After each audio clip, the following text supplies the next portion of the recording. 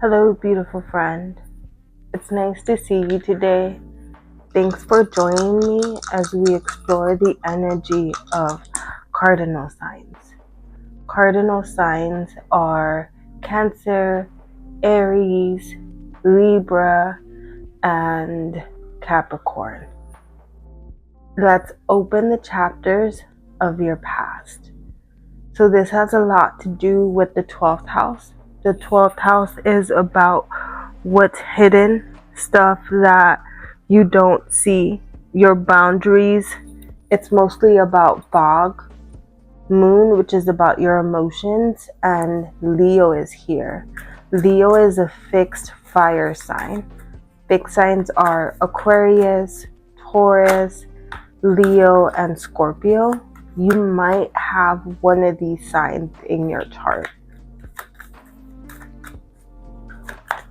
With what's going on with cardinal placements, a lot of it has to do with Chiron, since Chiron has been in Aries for a while now.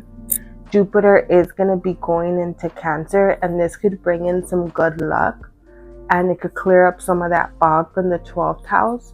But if you haven't done the healing from Chiron, then that fog is just going to become heavier. So there's a lot of self-love, especially from the past, that you haven't done from your childhood. I don't think you were taught how to validate your own emotions. So you might seek an outside source to validate your emotions. And it doesn't mean that it's like in a positive way. It could be in a negative way, especially because you don't do this for yourself. So any validation, even if it's like negative self-harming validation, you still accept. So the lesson here is to really believe in yourself and believe that you deserve more than what you have been accepting for yourself, because you're going the opposite way. And a lot of it has to do with your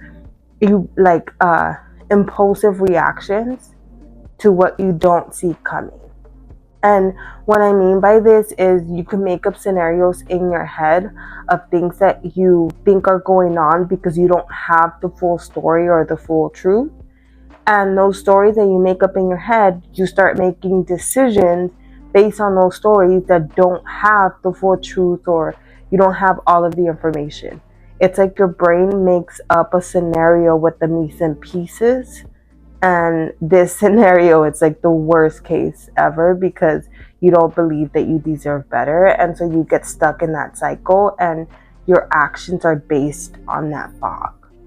And a lot of that has to do because of the self-love that you provide for yourself, and you have been providing for yourself for a while.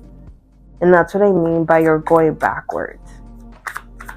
Because there's a lot of self-harming that you do by sabotaging certain relationships, especially relationships that are good for you. And that's crazy with the 10 of Cups here and 7 of Pentacles. You put in a lot of work to relationships that keep you in this cycle.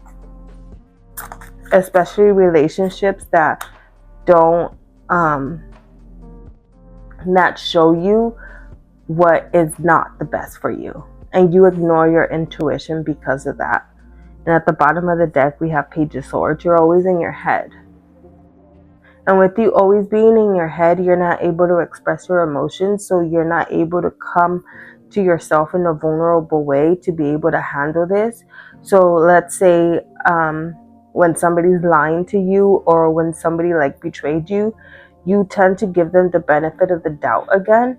And it's because it keeps you in this cycle in a way. You know that they're going to betray you again.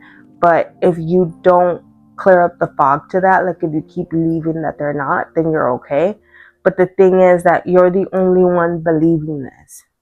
You're the only one like believing your own lies.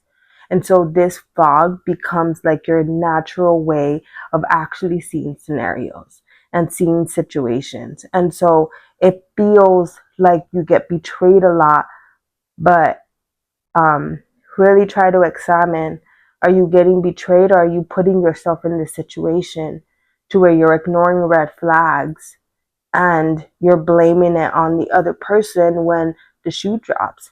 Because a lot of these red flags from the betrayals that you've gone through, they've been there. You just decide not to see them because you're giving them the benefit of the doubt. And a lot of that has to do with you either sabotaging a relationship or keeping yourself in the same cycles.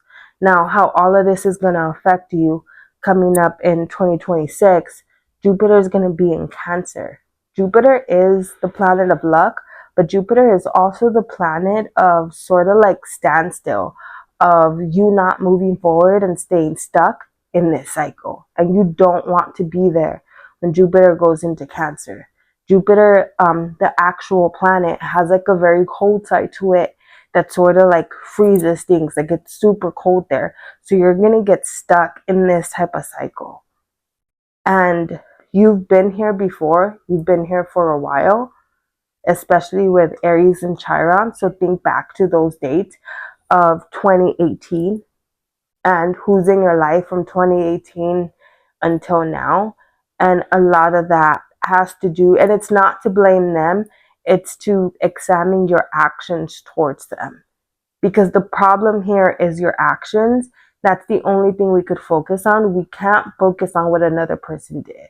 Because the only thing we could change are ourselves. And then if you keep putting in a fog and focusing on what other people did, it sort of excuses you to not bring change into your life and keep you in the same cycle. Please let me know how this reading resonated with you in the comments.